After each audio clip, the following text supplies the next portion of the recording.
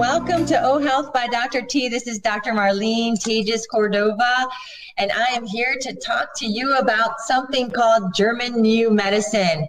Today on the show, we have Andy Locke-Mears. She is a certified whole health educator and German New Medicine teacher and consultant. Welcome, Andy Locke. Thank you so much. Thank you for joining us. I recently just learned about this, practicing family medicine for the last 23 years, having my private practice and consulting and learning about functional medicine and root cause medicine and evolving my practice. And recently a good friend of mine turned me on to German New Medicine because she knew that I like to get to the root cause of illness and disease. And I'm interested very much in the healing process, not keeping things chronic and chronically treated with prescription medications, which we can do a lot of that these days. And so in my own evolution, I noticed, there must be some other ways to help someone heal. And here you are. Ta-da! I'm thrilled to be here. Thank you so much. Yeah. Can you tell us, what is German New Medicine? How did you learn about it in your career, in your profession? Absolutely. It's like, okay, how much time do we have, right? It's like, I could speak for hours about this.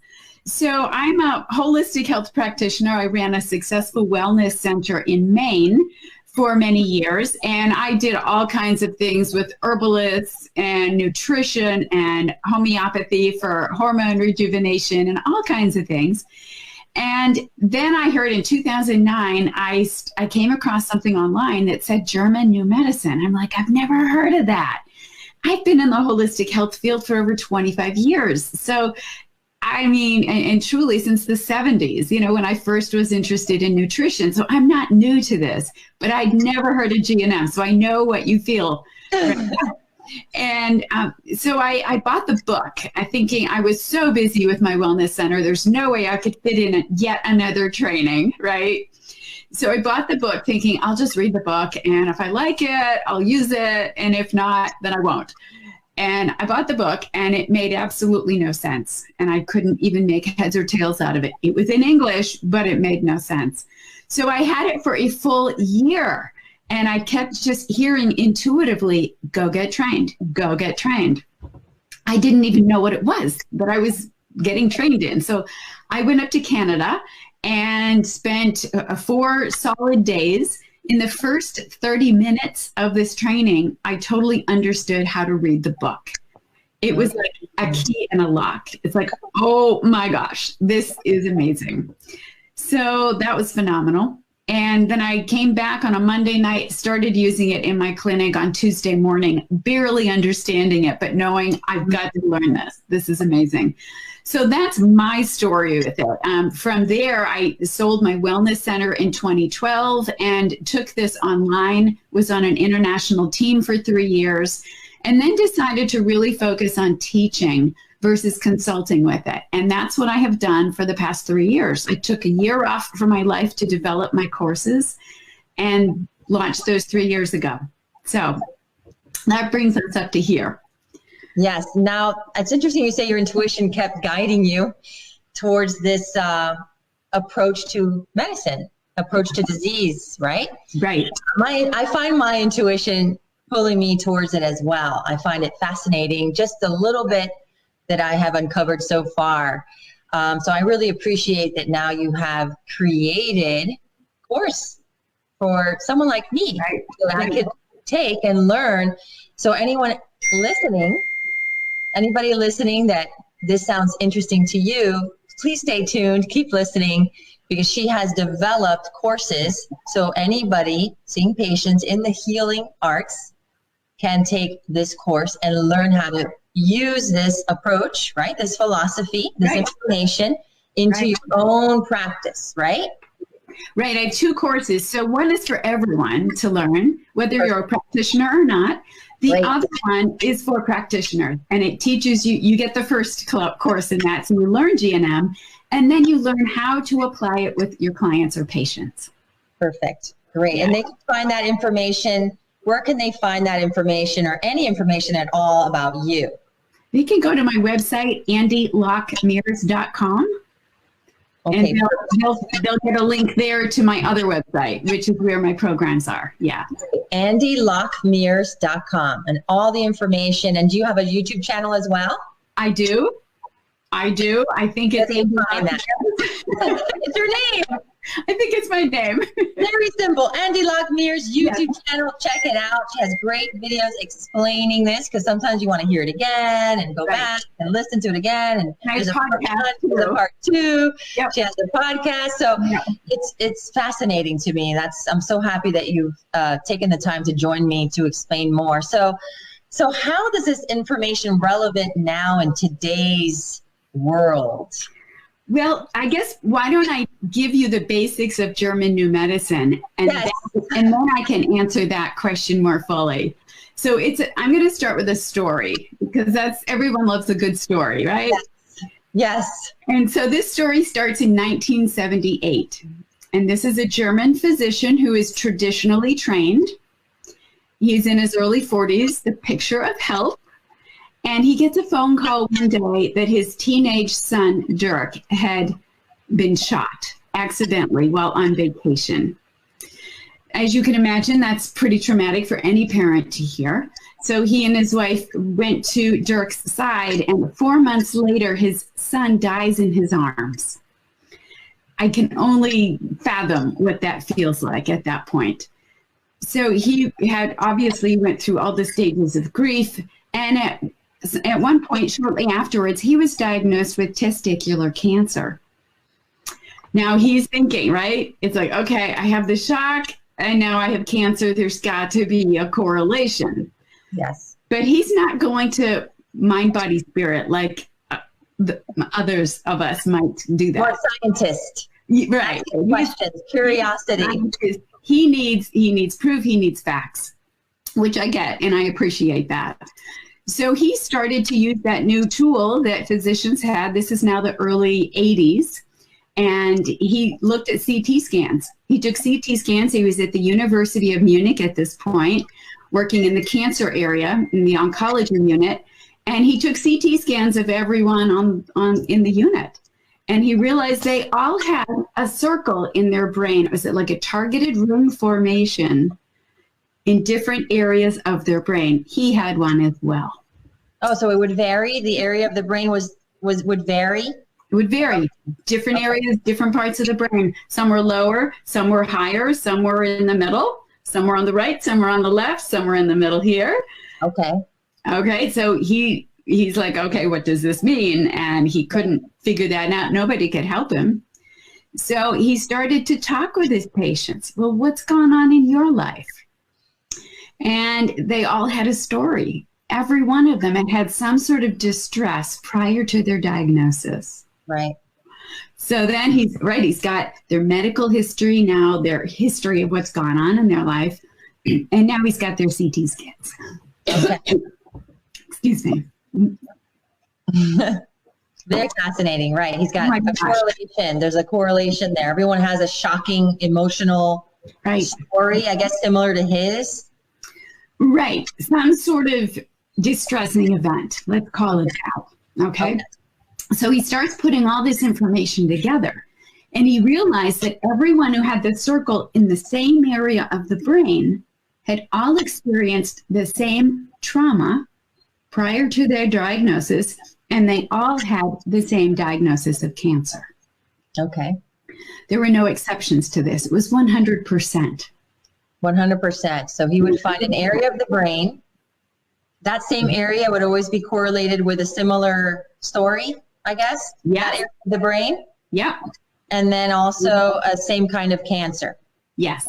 So different areas of the brain had a different area of cancer or type of cancer. Sort of, yeah. So what he discovered. So then he's like, okay, I'm onto something here. You're on because nothing is 100%. Right? Okay. In modern medicine, nothing is 100%. Okay. If you smoke, will you get lung cancer? Not necessarily. Right. It's true. Not 100%. Yeah. Right. So to find something 100% was beyond his comprehension almost. So he spent the next few years researching every one of the circles in the brain.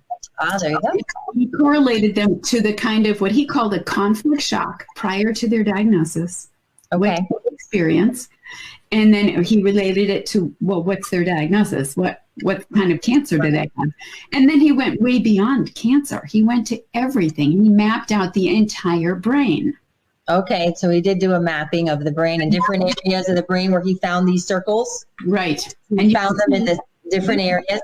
Okay. The map is behind me. It's representative of his research.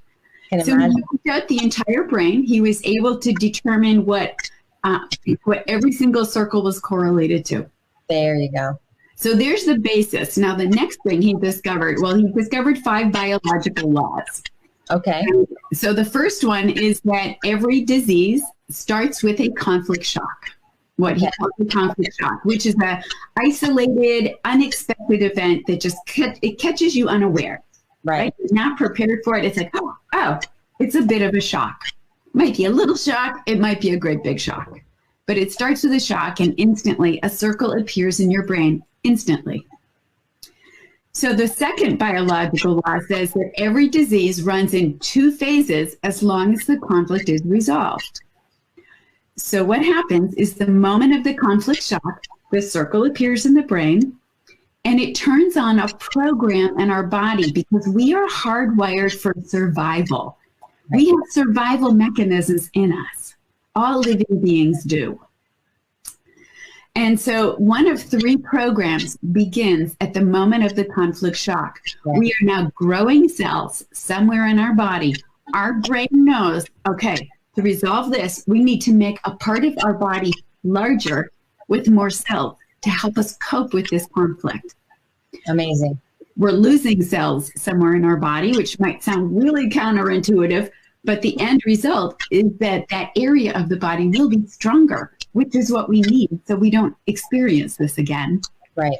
The third program that runs is a functional loss. So an organ is under-functioning, which actually helps us in the moment to resolve this conflict. So the first phase, so we have a shock, circles in the brain, a program begins below our level of consciousness. We don't know, oh, I think I just added some cells to my liver last night. We don't have that level of awareness in our body. But it's the fight or flight, what we might consider that shock happens, and now we enter that nervous system called the sympathetic nervous system, fight or flight, the stress response. I think most people kind of understand that language. Right. What we know is we're upset, right? We are now running from a saber-toothed tiger. Exactly. So that's what's happening. We know we're upset. There's a really good chance you're conflict active in that moment. Yes. So let's say you lost your job and you're the sole breadwinner of your family, and you're just, oh, what am I going to do? How am I going to provide for my family? It takes 2 months until you find another job. In those 2 months, you're growing cells, or losing functioning somewhere in your body. Right. Now you find another job. Okay, your nervous system switches from sympathetic dominant to parasympathetic dominant, goes from high to the low. So at this point, you enter the second phase of the 2 phases, and it's called the healing phase. Some people call it the resolution phase. If you grew cells for those 2 months, your body now says, oh, we don't need them anymore to make that organ stronger to resolve this issue. We've resolved it. So now we can get rid of them. Our body knows exactly how to do that. So our body will start to break those cells down because they're a temporary cell. They don't look like a normal cell. And we'll break them down, and there's pain, swelling, and inflammation with that. If we lost cells for 2 months, then we have a part of the body that has like microscopic holes in it. So now in the healing phase, we're going to replenish them. We're going to patch in those holes because we're all done making that part of the body weaker. My favorite phase, healing phase. Healing phase. For the game. Exactly. If we had a functional loss, let's say your hearing was affected, now you will regain it. Perfect. And that's in the healing phase. And the healing phase is what we call being sick. Right. So pain, swelling, inflammation that we have, taking down those extra cells we don't need or replenishing the cells we need, That's what we call being sick. So many examples of that I'm sure that you can give. So many examples. Even in my own practice, you know, I've had patients that have lost an entire head of hair. Yes. Can you talk a little bit about that? Like, absolutely, use that as an example, please, because it's such a shock to them on so many levels. Yes. They receive a shock already, right? And then that happened, but then that in and of itself is shocking to them to have lost their entire head of hair, right? Now there's another one almost. And that's what we find is you can create it so it just keeps going. And that's something I'll get to in just a minute. Yes. I'll get to the hair in just a minute. What I want to do is finish the second phase. The 5, yes. Yep. So we go through the first phase. So we're replenishing the cells, or we're breaking down the cells we don't need. Halfway through this healing phase is the epicrisis. Yes. Because there's swelling, right? If anytime we heal, we always heal in a liquid environment. Yes. Right? So if you cut yourself, you're going to see it's going to be blood, but it's going to ooze, it's going to scab over. So we had created extra liquid there. It's red around there. It's inflamed. There's extra liquid there. Well, we know how to do that internally as well, not just on our skin. So liquid in the healing phase, pain, swelling, inflammation. When we're done with that, we've gotten rid of all the cells we need to break down, or we've replenished all the holes that need to be replenished. Then we get rid of the liquid. So we push out the liquid in the brain and on the organ level. After that, we go into the second of the 2 phases in the healing phase. And glial cells will accumulate in that circle in the brain and patch in the connective tissue around the circle. If you had a CT scan at this point, it would be called a brain tumor. We all have a brain tumor at the end of a common cold. So this is all good. It's all normal. It's part of life. And after that, we get back to our day-night rhythm again, our normal day-night cycle. Our nervous system is back to being balanced. Okay, let's look at hair loss. So hair loss is, let's say somebody's losing their hair on their head. It is part of a separation conflict. And you always look, when you look at separation conflicts, this is the epidermal program. When you look at that, you look at the location. So if somebody has like a rash on their arm, or it's hair loss up here, it's like, okay, what touched you that you didn't want touching you? Or maybe you want something touching your head and nobody's touching your head. So sometimes if you'd like to have your hair stroked, and that's what your spouse did, and your spouse died, and now you have cell loss in the conflict active phase, you're losing cells, which means your hair can easily come out now because it's not being held in as tightly. Wow, fascinating. Yeah, yeah. And then once you resolve the separation conflict, it will grow right back. And I've had that happen with people. Well, that's wonderful to hear. So this is just a great field of knowledge so that we can help heal from things and just understanding. I feel having this deep knowing and understanding of where did this come from even eases the patient. I think instantly when the patient has an understanding, why is this happening, that already the healing begins, just the patient understanding. And I find beautiful. What a wonderful practice and approach that we can integrate now.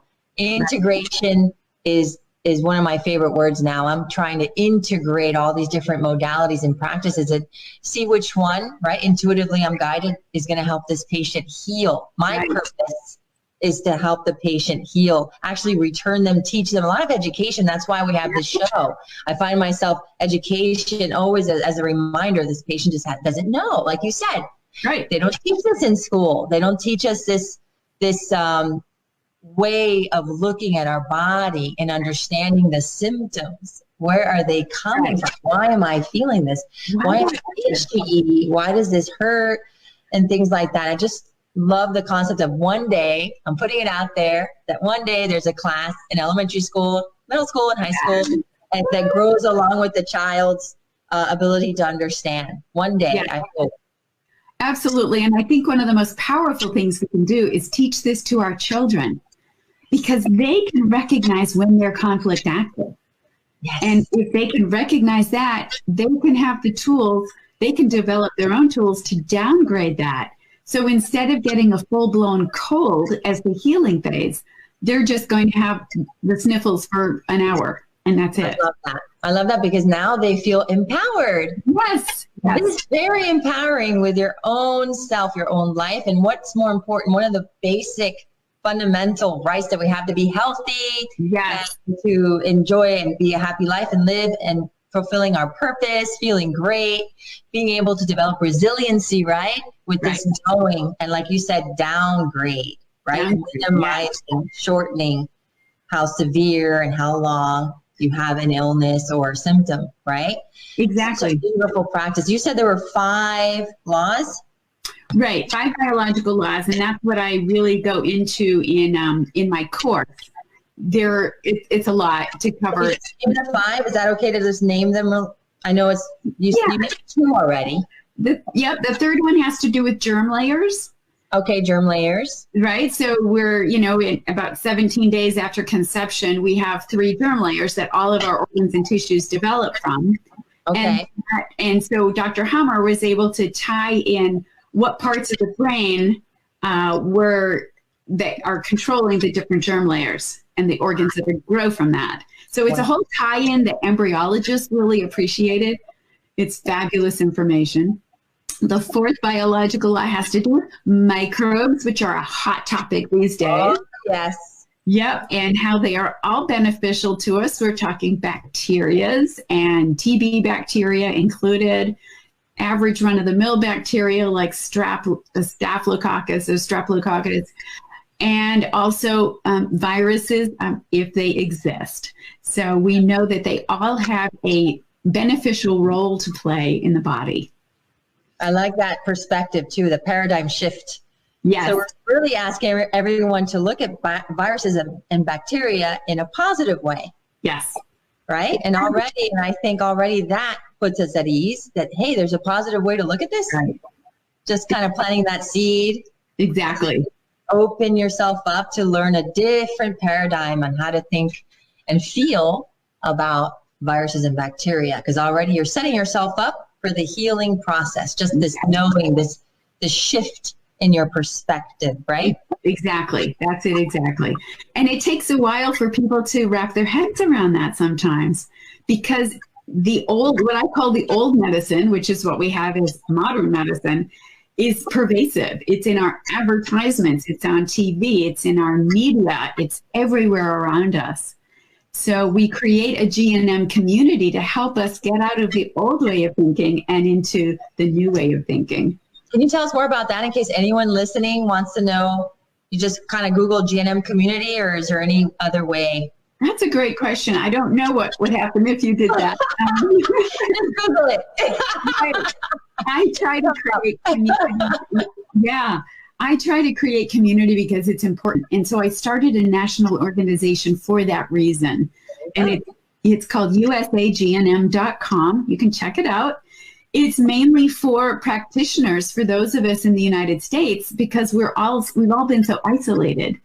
And so I thought, well, there's strength in numbers and there's, support and camaraderie. So I started the organization a year ago, and it's now gone more international. We have a chapter of it in Australia as well, which is awesome. That makes sense. Yeah. And so we get together as practitioners on a monthly basis and talk, and we have guest speakers in that educate us and everything. But we also have, we put on a yearly summit, and that's usually in October or November, and that's free for anyone in the world. So you'd want to get on the mailing list, and so stay updated on all the things. And we try to connect people to the practitioners in their area as well. Really important. Really important.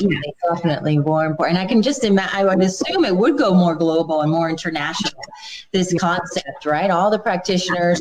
So integrating, again, going back to the word integrating. I'm traditionally trained, board certified in family medicine. I have a holistic approach, mind, body, and soul, and I see a person as a whole, right? And so the story, I love that Dr. Hammer started to think, and ask these questions. There's a similar story here, exactly. Manifesting to disease, right? Yeah. And and getting the science, getting the research, the proof, correlating it, documenting it, so that you, right, eventually would learn about it. And now me and all these other practitioners that you have already practicing it, right? Yeah. There's so many people already practicing it, but I had not heard of it. So that's why I love that I just started the show, so that we can bring this to light and educate everyone on this topic, German New Medicine. You've gone over the 5 laws, all the different examples that you could see how the phase is, right, of like something happens, the thinking process, the story to correlate, and how a practitioner guides the client, the patient, right, to an understanding of where this could be traced to, right, in that conversation, right? So honoring still how important it is that there is a relationship of trust. Yes. Right? And opening up that line of communication, how important that is in our roles, how humbling it is too, to be a part of that, to hold that space for patients to, tell a story that might very much be painful to tell. Exactly. Right. We all have a story. So what's fascinating, what's fascinating is when you start to teach this to someone who had symptoms, and oftentimes it's like, well, when did these symptoms begin? Oh, they started 5 years ago. Okay, what was going on in your life 5 years ago? Oh, my mother died and I was the caregiver. So it's like, okay, that's super obvious, what the conflict was here. And it's just fascinating. People get it intuitively when they understand, oh, this makes sense. It was that incident. People already know it started when mom died. But what does that have to do with it? They don't get the correlation until they learn German New Medicine. Perfect. Beautiful. Great explanation. And I know there's more information that all of you listening can go to her YouTube channel. She explains it beautifully, so you can get a better understanding and learn how to apply it in your own health and well-being. Okay. So how is this relevant in today's world? Getting back to that question. Ooh, and I love it. I love it. So we have COVID-19 out there, which is a virus. And so I did some research on this, and it's in my first Corona podcast, which I think was my 3rd one that I did. And so what you have to do is, when you start to see an pandemic, what does that mean? Whether it's everyone in Johnny's class has the measles, or everyone in Wuhan, China, lots of people in Wuhan, China are now sick.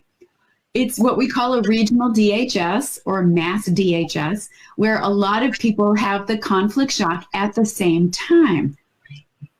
So Johnny's class couldn't go on the field trip, and they were really upset about that. So now they all go into the healing phase of that. Right. And they were looking forward to that field trip. Right. Or now that, so in Wuhan, China, it's not that hard to figure this out. When I went and looked up, well, what went on in their area. And it was a conflict with the government wanting to put in not compost, but incinerator. Right. They are a place that it's 11 million people in Wuhan, China. We're not talking a small town. Their air quality is poor. Their water quality is poor. They already have a lot of health issues because of that. Their bodies are simply weaker. Right. Because they don't get good nutrition, good water, good sunshine. So then the conflict with the government comes along, and there were protests in the streets, 10,000 people protesting. At the same time, a lot of people feeling this, they were afraid because they know that having more pollution in their environment was going to deteriorate their health. So it felt like their government didn't care about them, that they were going to put this thing right in the middle of their city. So then that was in July of 2019. And then several months later, they resolved it and they went into their healing phase. We started to see that around November, December, which makes sense. So it's only until we see the healing phase that we understand, that we know what the conflict was that they experienced. For them, it was the territorial fear conflict, and that impacts a cell loss in the bronchial mucosa. So think of your bronchioles that go into your lungs. Cell loss because it's your body is saying, uh-oh, this is fearful. We need to open up the airways so we can get in more oxygen. That's the biological purpose for this program. Right. So there was cell loss for several months, July, August, September, start resolving it, and then later in the fall. And so when they resolved it, they went into their healing phase, and their body started to replenish those. Remember, healing always takes place in a liquid environment. So liquid is brought to the bronchioles. Well, that's what we call bronchitis. And it's really hard to die from bronchitis, right? That's not a life-threatening condition. Right. However, when you put the kidney collecting tubule in on top of it, which was feeling abandoned by their government, it started the kidney collecting tubule program, which is cell growth in the conflict after phase. And in the healing phase, those cells are broken down. Anytime you have this program running, when there's another program already running, it's called the syndrome. And everything in the healing phase is more complicated. Our kidneys regulate our liquid in our body. And so it will bring more liquid to the healing area. So we've got liquid already in the bronchioles. Now we're going to pile on more liquid. And that's what we call pneumonia. It's the territorial fear with an abandonment or isolation conflict. That's what the people have passed from. And of course, more people are susceptible to dying from that if they are older, because their bodies don't have the vital energy that we have when we're in our 20s and 30s and 40s, right? It's different when you're in your 70s, 80s, 90s. Correct. Or a young child, So what can someone do right now? There's a huge amount of fear. I mean, I'm doing telemedicine visits. I'm still continuing to see patients. I'm practicing social distancing in my practice. Everyone's protected. So most of the visits are online using telemedicine. And what I'm noticing, I can feel the language they're speaking, the energy behind every word, their vibration, everything is very fear-based. Right. And I already know that's not helping. Okay? I do say to that, this fear that you're kind of connected with and are aware of and speaking, is not going to help you heal from whatever it is they're complaining about, because now also, this is because of this pandemic. Yeah. Now also they're in fear mode. Yep. And now any little symptom, any little sore throat, any little complaint that they normally would have downgraded, right, on their own, they would have been like, oh, it's nothing, no big deal, it's just a cold. Now they feed it with fear. And could it be COVID-19? Do I need to be tested? A little bit of a panicky kind of situation occurs. Can you help us? And those listening, please, anyone, or even me, what I can even from this moment on, or listening to this show right now, when they can go to this at any time and sort of integrate this philosophy, these laws, or a process maybe that you can help with in this time of fear, great fear behind every call, every telemedicine visit. There's this underlying fear, and every little symptom they're having that they normally would not have reacted to, now they're really reacting to. Right. And that's the issue right there, is that this is already a territorial fear issue. Territorial fear issue. Right. And so it becomes a self-fulfilling prophecy. And we want to stop that. We want to stop that. That's right. So the spreading of this, there's no such thing as spreading, because viruses first of all, they don't really exist the way we think they do. They're not what we think they are. We can't catch them. They're not anything that I can get from you or you from me. They are everywhere in our world. We have them throughout our body. They are absolutely a normal part of life and a part of the natural world. They do not hurt us. They might be more active in the healing phase, which is what we would want them to be. And of course, that's when we already have symptoms, but they would help with cell replenishment. So it's not anything to fear that something's coming into you. The masks do nothing. They do nothing. When you're talking to a patient and there's fear, and there's, like you said, a territorial fear. Yep.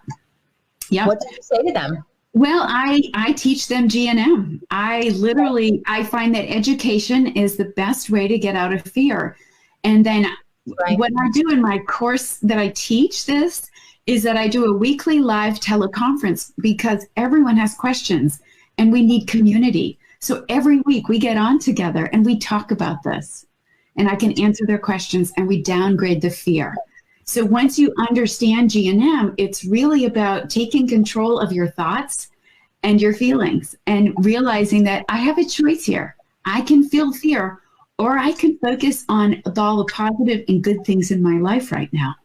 Yes. And there are many positive Step back and understanding that you are empowered in your own health and well-being. Yes. You can choose to learn more about other areas of medicine that you feel intuitively guided Right. will help you. And this possibly may be one of them. If anyone's listening and is intrigued, you know where to find this information, right? So that you can better understand yourself and your health and your well-being, Yep. right?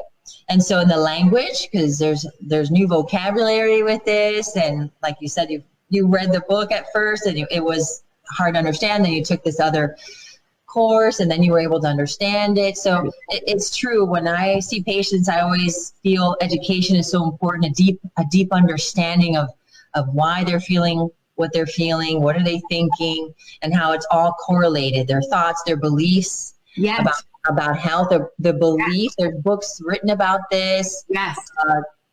The Biology of Belief by Dr. Bruce Lipton and so many other pioneers in the area of mind-body medicine. Yes. And of course, Dr. Hammer is a pioneer in this too, in that he found this correlation, asked questions as scientists do, and continue the research and continuing to get the data, which is what he did. He got data, he found correlations, he created the laws, right, to an approach, a special approach, right, on how to break it down and get back to the root, Right. the root cause. And I want to say this is information.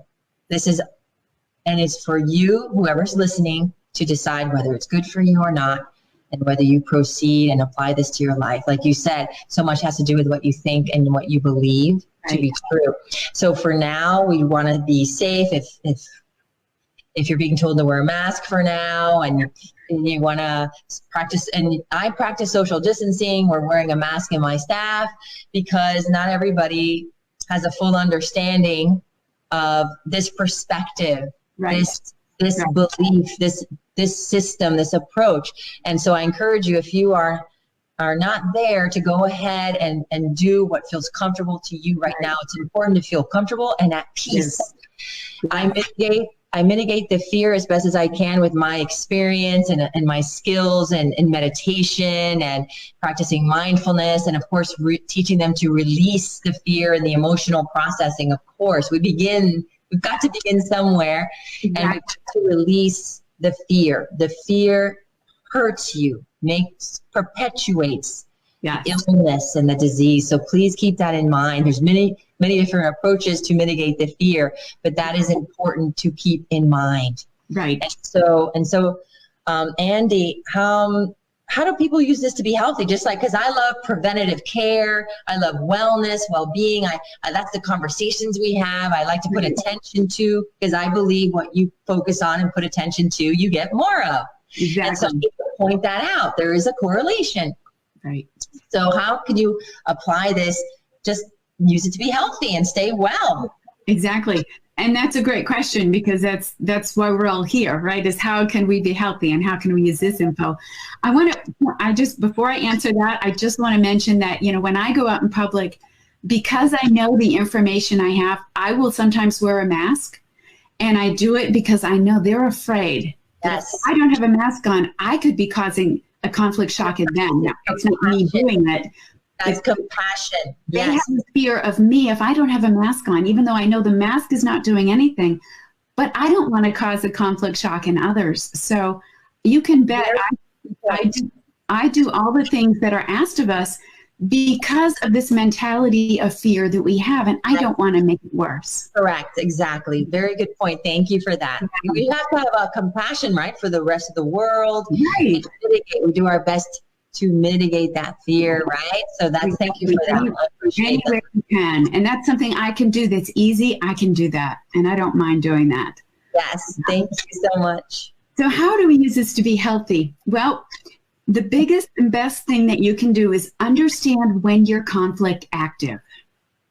Awareness, yes.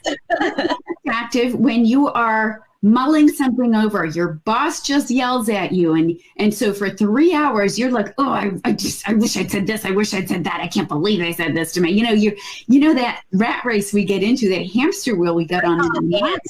Ants, automatic negative thoughts. Ants, boom, yes. Boom, boom. Yep. And we're fixated on it. And then we get home at night, and that's all we can do is talk about it and yell at our kids. We yell at our husband, and we're still all upset about it.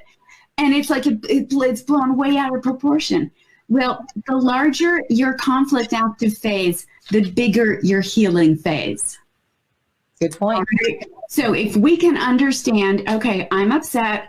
I might be conflict active right now. I'm losing cells somewhere in my body. I might be growing cells somewhere or losing functioning somewhere. What can I do to downgrade this?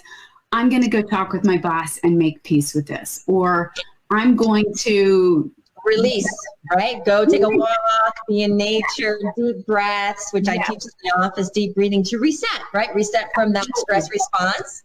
Absolutely. Peace. Yes. Present moment. Downgrade that sympathetic response. And then I'm going to say that often isn't enough. You then need to take a practical step and totally resolve it. So there's downgrading it, which are all the tools we have. And then there's resolving it, which is usually very practical. So the next day, your boss comes to you, hey, I'm really sorry for how I showed up yesterday. And right there, you're totally at peace. You had already downgraded it 90%. And there's the last 10%. Perfect. So in this case, the healing phase might be just a few sneezes instead of a full-blown cold. Right. So let me give you the example. This is how you create a cold, all right? The common cold. You're sitting on a public bus. Somebody comes in next to you and sits right down next to you, and they're sneezing and they've got snot going everywhere, and you can feel they're blowing their nose, and you can just feel their germs going all over you, and you're like, they sat right down next to me. I can't believe it. And then a few days later, we're away from that, and we start getting, I think I'm catching a cold. You get that feverish feeling, your head hurts, and you think, what? I caught it from that person on the bus. When you didn't catch anything, there's nothing to catch. You created a stink conflict. This stinks. This is lousy. I don't want it sitting next to me. We started losing cells in our sinuses on the bus. Because of your beliefs. Right. Your psyche is like, this is contagious. I believe this to be contagious. I believe to be at risk. I'm at risk. Is that a way of also understanding this? This really isn't about your mind and beliefs. This is about your psyche, which is below your level of consciousness, saying, we're in danger. Okay. And it turns on a program, no matter what our emotion is or what our beliefs are, but those fuel it. They're just not based on it. It's based on how your psyche perceives this situation. Perception. Right. Yeah. And so you know yourself. You need to know, I don't like this guy sitting next to me. And so if you're upset about it, then you're going to have a healing phase, which is what we call a common cold, which is the replenishment of the cells in the sinuses. What would be the opposite experience of that? Let's say you're sitting on a bus next to someone sneezing and coughing. Yeah. What is your experience with that situation? My go-to is, this person's in a healing phase. I hope they feel better soon. Then you and your psyche doesn't receive any kind of conflict. No, because I understanding. You can't catch somebody else's healing phase. There you go. You cannot catch it. There you so go. It has nothing to do with me, unless I make it about me, which I'm not. It's interesting. It's like taking the cold personally. Which is what we do when we have that sympathetic response. We're now taking something very personally. We are now running from a saber-toothed tiger. Very important point. Awareness is the first step towards all healing and transformation and education. Yes. And being empowered with information and you intuitively guided in what's best for you. That's why the more information, the more we learn and grow with every opportunity, I think that's very healthy thing to do. How about diet and exercise? How does this play into German medicine? I love it because, I'm a nutritionist. So when I learned G&M, it's like, what do you mean? Because I always thought, well, if I eat healthy, I'll be super healthy, right? And yet how many of us know somebody who's 85 years old, who drinks whiskey every day and smokes a cigar every day and lives on white bread and Spam, and they're doing fine at 85? And we all know somebody, let's say a woman in her 40s who eats organic and has a loving husband, a support network, meditates, and is diagnosed with cancer. Right. It is not about diet, folks. Diet cannot prevent a disease. What it can do is when you have a healing phase, the healthier the diet, the more energy you will have to help you get through that healing phase. So if you're eating junk food, your vital energy is going to be lower because you're not getting the energy you need from your food. Can you say that one more time? Yes. If you're eating junk food, your body will not have the vital energy you will need to make it easily through a healing phase. Very important. Phase will be more complicated. Yes. And instead of being over within a week or a month, it lasts for years. Very important message. Yes. Let that sink in a little bit to everyone listening. Exactly. About junk food. So real food, eat real food and get a variety of real food, and your body will have the energy it needs to make it through the healing phase. Perfect. And how about exercise? Same thing. Get the exercise your body needs. So you're of a good weight for your body type, and exercise because that's moving your muscles and that's very good. And your lymph, also good. It helps to keep you strong. It helps you to have vital energy. That's right. You're creating the environment, right? Through your nutrition and your physical activity.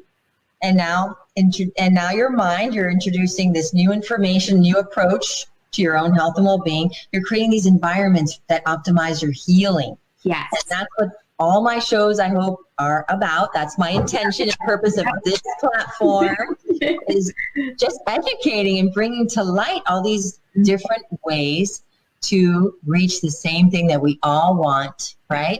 Right. So well-being, and That's resiliency to recover quickly and heal from things quickly, right? So we can get on to enjoying our lives. Yes. And living on purpose, fulfilling our purpose, loving, learning. It can be a lot of fun to do this too. That's my belief. It's fun to learn, fun to grow, to know yourself always, right? In these opportunities, I think sometimes when we get sick, it's like, okay, time for me to learn something, time for me to discover something new about my body and my mind, right? And seek out, with your practitioner and things like that, your health educator, your German new medicine teacher, now you know what that is and you want to know more information. We have provided you all the information, her website and and her YouTube channel, Andy Locke Mears. Right? Yes. Anything you want to say? That sounds great. One thing I want to mention is we haven't talked about conflict relapses, and I'd like to share that information because a lot of people have chronic conditions. Yes, thank you so much. You're right. You're on the rise. People get the common cold, and we know, okay, if I drink my chicken soup and take my herbs, whatever, it'll be over within a week or two. We know that. And yet, what if it continues and it continues on and on and on, and pretty soon it's all the time. Chronic disease like fibromyalgia, you can name a chronic fatigue, fibromyalgia, chronic pain, autoimmune diseases, MS, ALS, arthritis, anything like that that's chronic. What happens is that whole two-phase cycle that I talked about gets interrupted. And so you're conflict active, and then you're growing cells, losing functioning. Then you resolve it. Now you go into the healing phase, but that healing phase gets interrupted with another conflict. So you go back to the beginning, cell loss, cell growth, functional loss, make it through that one, head into the healing phase again when symptoms get worse. That gets interrupted, and now you're back to the beginning. This can happen over and over and over again, and that is what anything chronic is. So it's a conflict relapse. We call it a hanging healing. Say that again one more time. We call it a hanging healing, that the healing phase cannot be completed. Okay, very important. Thank you for bringing that up, because chronic illnesses and diseases are on the rise. They're on the rise, and anything that can help anyone with those labels and those diagnoses, and really living that and suffering. Right. This is great information, something that anyone that feels they've exhausted all different treatment modalities, look into German New Medicine for your healing and for your understanding of what you're experiencing. And this is really where the interpersonal growth comes from, because you then have to find out what's your track. What is it that's keeping you stuck? It's a journey. It's a journey. It is. It's a journey. And just know that you're not alone, that Andy and myself are here. We are colleagues now. Yes. We're going to continue to collaborate, right? And do our best to be here for you, right? In a place with the purpose of helping you heal and understand what you're going through. Right. Exactly. So thank you so much for what you do. And all that you are doing, okay? And I thank you for joining me on O Health by Dr. T. So that sums it up, German New Medicine. I hope you have gained a better understanding of what German New Medicine is. I find it very helpful to see further into this subject if you are wondering all the different ways that maybe you can heal something you have had trouble healing with traditional medicine. I am a traditional practicing physician, traditionally trained. I have a practice, and we integrate all the different philosophies, different information, science-driven, research-driven information. This is all, and whatever I will present to you, whatever I will integrate into my practice is what I am presenting to you. I believe there are different approaches to achieving health and well-being. And German New Medicine is something I wanted all of you to know more about. And I wanted to also provide to you a better understanding of root causes to all illness and disease. There is a way to understand your symptoms, your diagnoses, and there are ways to get to the root of it. And German New Medicine is a possible way that can help you achieve better health and well-being. Again, my practice has a unique approach. It integrates all the different types of modalities to achieve healing. Traditional medicine, integrating German New Medicine, functional medicine, referring to acupuncturists, energy healers, nutritionists, and all these many other modalities in order to achieve your true healing. Know that it is possible to heal from anything. You just have to get the right approach. At O Health by Dr. T, you can come visit us and visit our website, ohealthnow.com. And in our conversation, in getting to know you and seeing you as a whole, we can create the right plan for you to achieve optimal health and well-being. Thank you so much for joining us.